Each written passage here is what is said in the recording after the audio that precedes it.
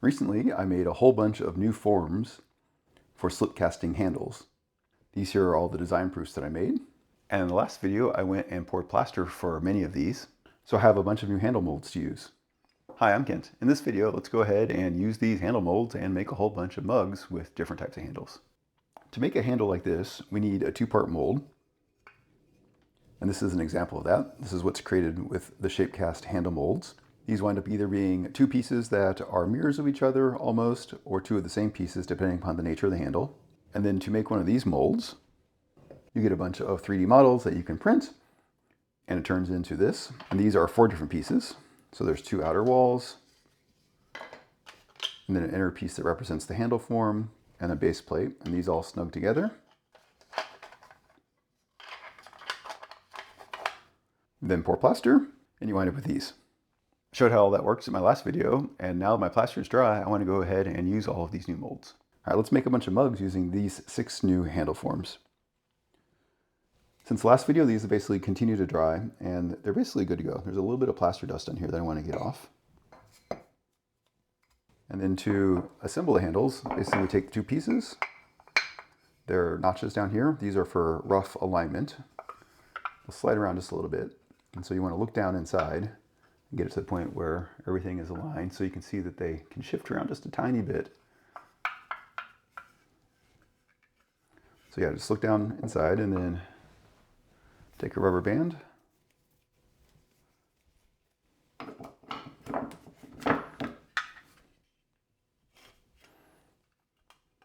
Secure it so it's all clamped together, and then this one's ready.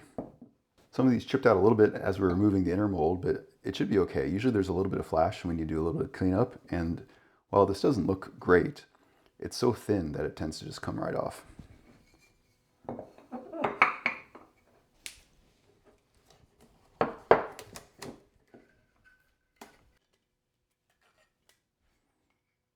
And of course, to go with the handle molds, we need a bunch of bodies as well.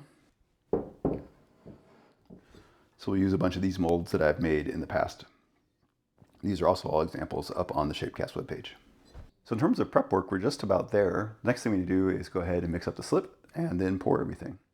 My slip's here in this 5-gallon bucket. I haven't used it for a while, so it's starting to separate out, and the consistency, I'm sure, is all wrong because slip is thixotropic. But a few minutes with the drill, and it should be good to go.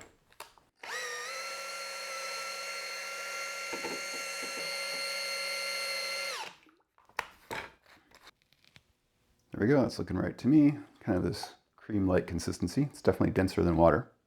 Now what I want to do is raise up my bucket so I can pour the slip out. And I'll use my platform here to raise everything up. And this here is my tallest mold, and we want to be taller than that, so you go up a little bit more. All right, that should be good. The order I like to do things is I will first do the handles, and that way they have the longest to sit since they're going to cast solid. And then I'll go ahead and do the vessels. We'll let everything sit for a while and let the walls form inside the vessels, dump out the excess slip. The handles will remain with the slip inside of them so they can continue to cast solid. Once the pots are ready to demold, then we'll drain out the handles if there's any excess slip and attach everything together. I've really been enjoying my spigot in this 90-degree edition. However, getting slip into the tiny handle molds from this is a little bit tricky. So I'm going to pour some into this container.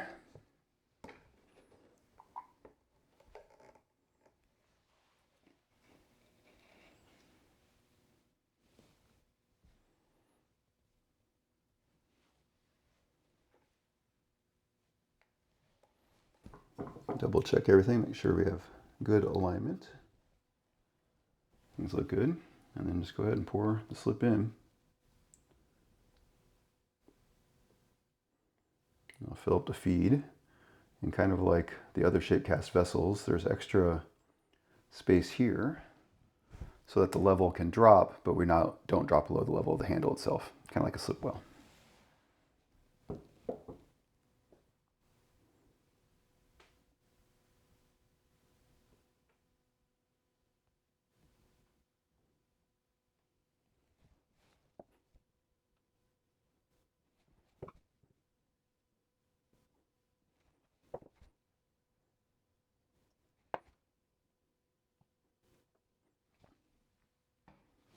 Just like that. These will wind up sitting for about an hour total for my plaster and my molds. Next, we'll go ahead and do all of the bodies. So we can shift things around and make some space. I have 3 of my 16-ounce mugs. One of the 12, it's the same shape. Another 12-ounce one, but this one's tall. And my tiny little vessel right here as well. And these work the same way.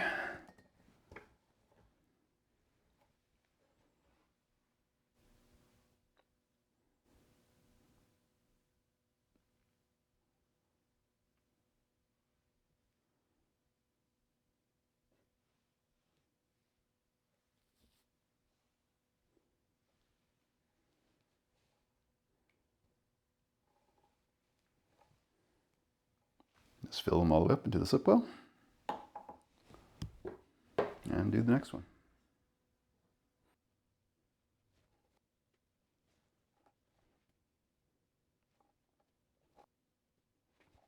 All right, just like that, all the pieces for half a dozen mugs have been poured.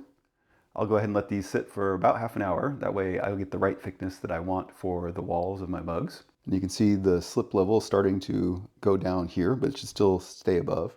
We'll check it at that half-hour mark just to make sure there's still enough slip. So we'll be back in a little bit. All right, it's been 30 minutes and the level of the slip is dropping a little bit and it's definitely firmed up against the plaster. So these are ready to dump out.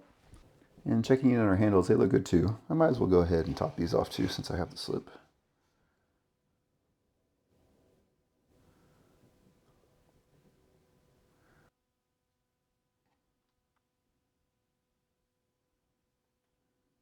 All right, now they'll definitely be in good shape. Let's move these out of the way. And I went and grabbed my homemade slip drainage table so we can dump out the bodies and drain them here. That way the slip doesn't settle in the bottom. And I went ahead and lowered my bucket back down. Let's take each one. Get most of the slip out. And then flip it upside down there. Next one, same thing. Pour it out. And flip it upside down. All right, there we go, just like that. I put them at an angle. Basically, you want the slip to kind of run down the wall as opposed to going straight down. I'll go ahead and let these sit for maybe 5 minutes. It doesn't take very long for my slip to drain out. Depending upon the viscosity of your slip, you may want to let it sit longer upside down versus not. It also depends on your form. I've had some where I just forgot and left them upside down. They actually slipped out and wound up deforming the pot, since there was really good draft angle on the pot itself. And again, I usually leave these for about 30 minutes total. Basically what we're doing is letting the plaster continue to do its magic by sucking the water out of the slip itself. And now that there's a void on the inside, air can get to it and it'll dry from the other side a little bit as well. While that's happening, the clay will start to shrink a little bit and it should release from our plaster and then we can demold it. And at that time, we'll be able to deal with our new handles as well. Everything's looking good. Let's first dump out any of the excess slip from the handles, especially since I topped it off.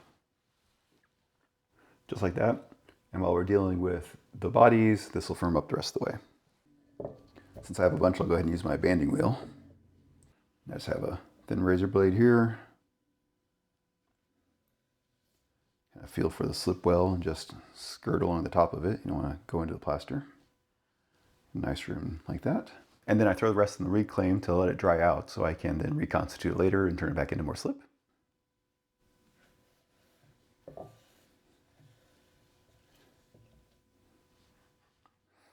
That's how all these pots started actually. This is my reclaimed clay.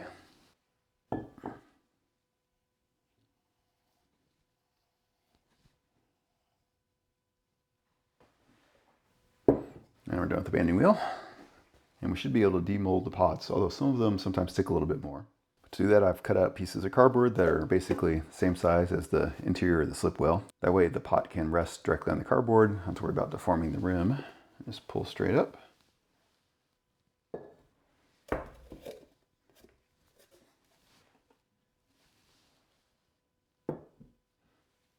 This form is very easy to demold because the draft angles are really good. No, this one's not quite ready. I'll set it to the side. Oh, yeah, this one's good. That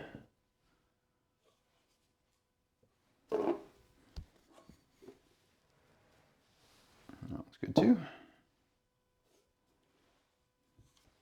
All right, I'll give this one a few more minutes while we deal with the handles, and it should be ready to come out. Take off the rubber band. And just pull up. So we got a little bit of flash, but this is extremely thin.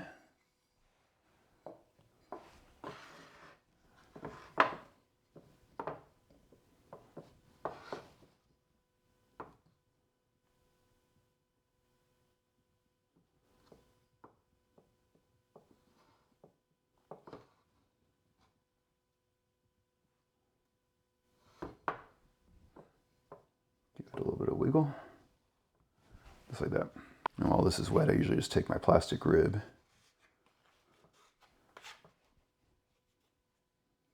clean off any excess clay.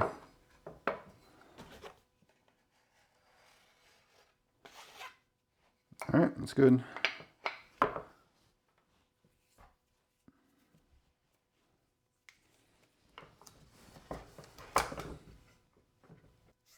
Quick sponge, and it's ready for next time. And then these, I usually like to cut off the sprue part pretty quickly. Just go straight down.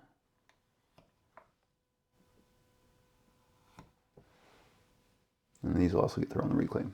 I'll deal with the rest of the handle in a second. And then rinse and repeat.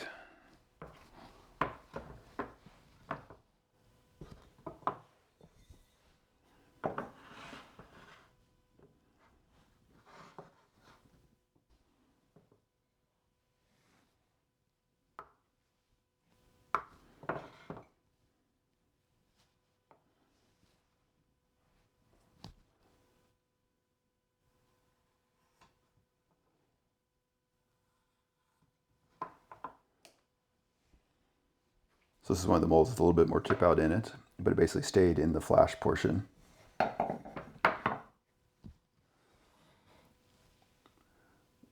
Got some very thin clay here, but once this dries for another minute or two, it'll be really easy to get off and smooth out.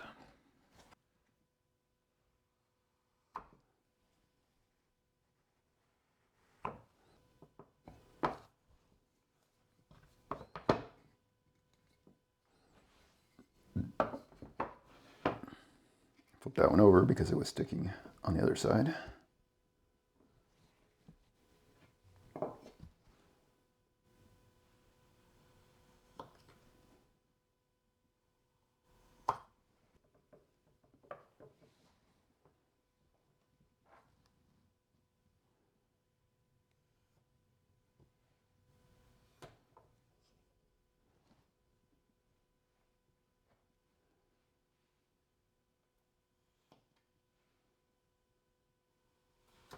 All right, we're done with all of our molds, so we can put those away. Let's see if our last one's ready now. Oh yeah, no problem. All right, now we can start taking the handles and attaching to our bodies. All right, so I want these three on the three biggest mugs, so I'll move those over.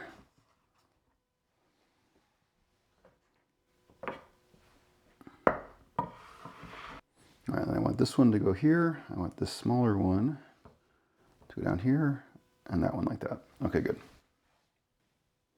So some of these have a little bit of flash on them, a seam line, but it's pretty minimal. Should be pretty easy to clean up. But we'll do that once they're attached and a little bit more firm. So what I'm going to do next is cut the curvature into the end of the handle.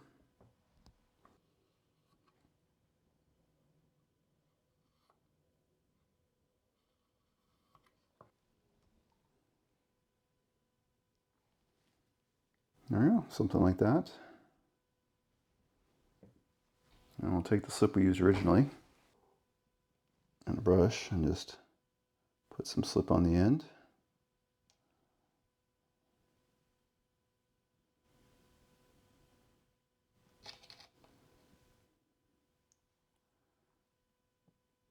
Decide where we want the handle.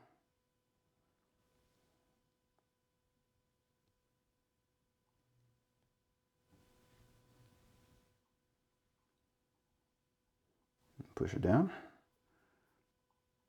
And take a little bit of excess slip. Put around the edges here. The goal is to make sure there isn't no void. We want to fill that all up with clay.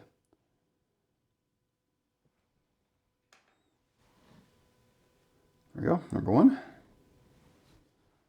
Second one. Yeah, I think that'll work. This one I don't think we need to trim back because the pot's plenty big, but we do want to cut slight curvature in.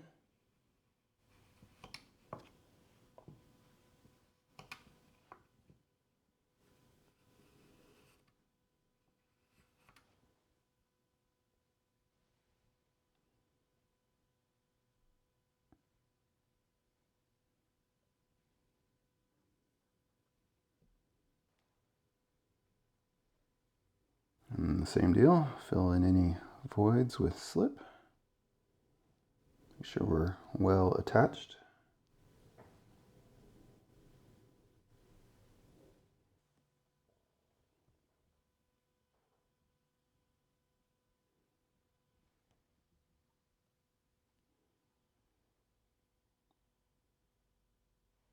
Number three.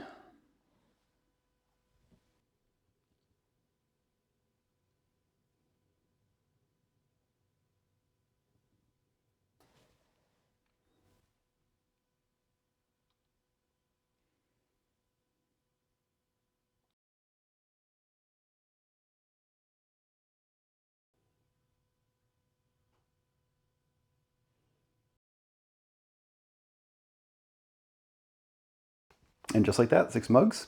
The other thing I want to do at this point is go ahead and stamp them, and I'll double check all of the connections. This one here opened up a little bit.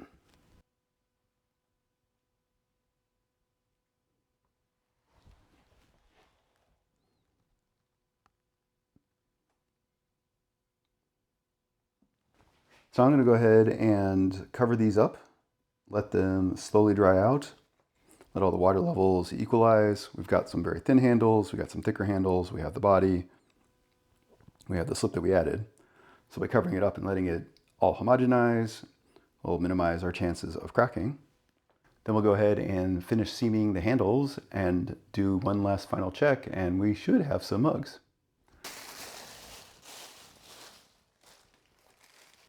These have been sitting overnight.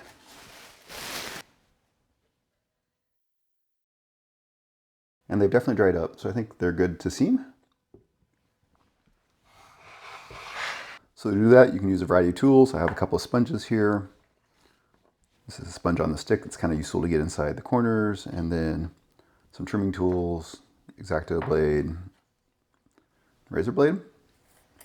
So we'll just go through one at a time and seam them real quick. You will inevitably get a seam, and it depends a little bit on like how much the plaster chipped out, how well the mold's aligned, things like that, which is kind of the nature of a 2-part mold.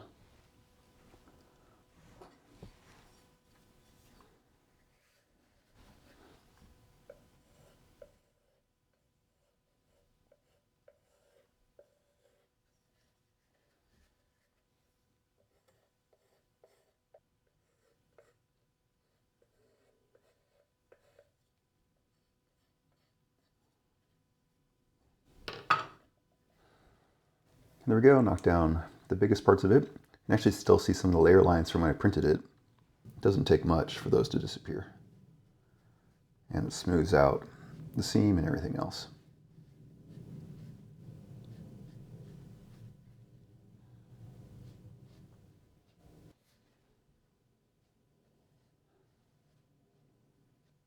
And this corner here is a little bit tricky to get to.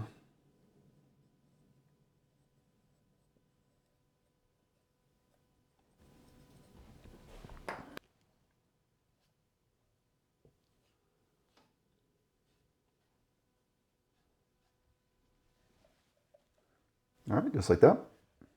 I might go over it one more time, but that is pretty good compared to where we started.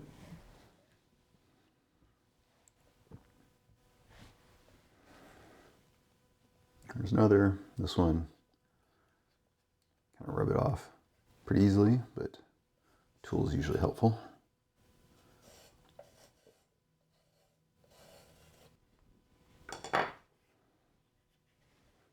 So that gets the biggest piece.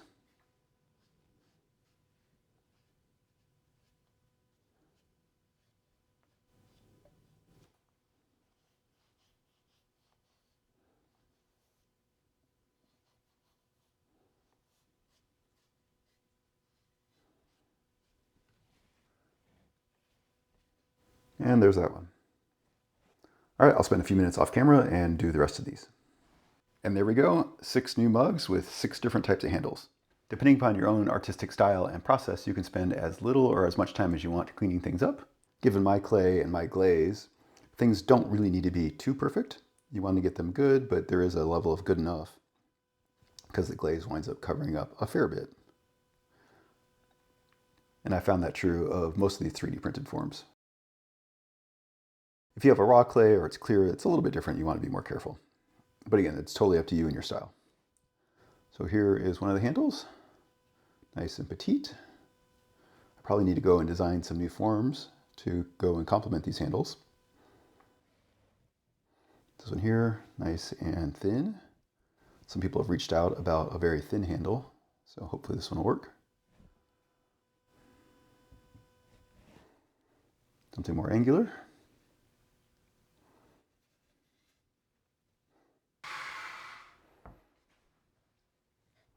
And then all these are on my 16-ounce mug.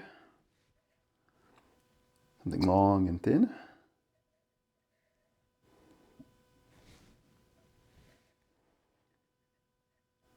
Nice round curve. And this one here, got a spot for your thumb to rest on top. Of course, I don't really want to hold these by the handles right now. They all are still pretty wet and delicate. Since these are wet, I'll go ahead and let them dry out nice and slowly. I'll flip them back over so that the bottoms don't capture the moisture. And these handles are thin, so they will dry at a different rate than the body. So I probably will cover these loosely. That'll help minimize any chance of cracking. I haven't really had a problem with that in my handles, but just in case. Once they dry out, I'll probably do one last touch-up before I throw them into the bisque. Then I'll bisque fire them, glaze them, and all the rest is the same as any other piece of ceramics, just now with a new fancy handle. If you like any of these handle designs, I do have them on the Shapecast web page. They are for sale. Each different type comes in different sizes. So basically, some of them are different heights, so you can accommodate different size forms. Some of them also have different widths as well. All the cross-section profiles within each family is exactly the same, and the overall shape of the handle is also the same. So if you're interested in any of these, go ahead to the Shapecast webpage, and I do really appreciate the support. It's very helpful. Getting to this point in all these different designs was a ton of work, but I'm glad I finally made it. And now I have another thing on my to-do list. At some point, I'll go and revisit my forms and think more about forms that match these handle styles. For instance, I have one handle that it's really more of an English teacup style, and all of these are relatively straight-walled, vertical, straight up and down. So I might need to make one of those. If you have any questions or comments, let me know. Thanks.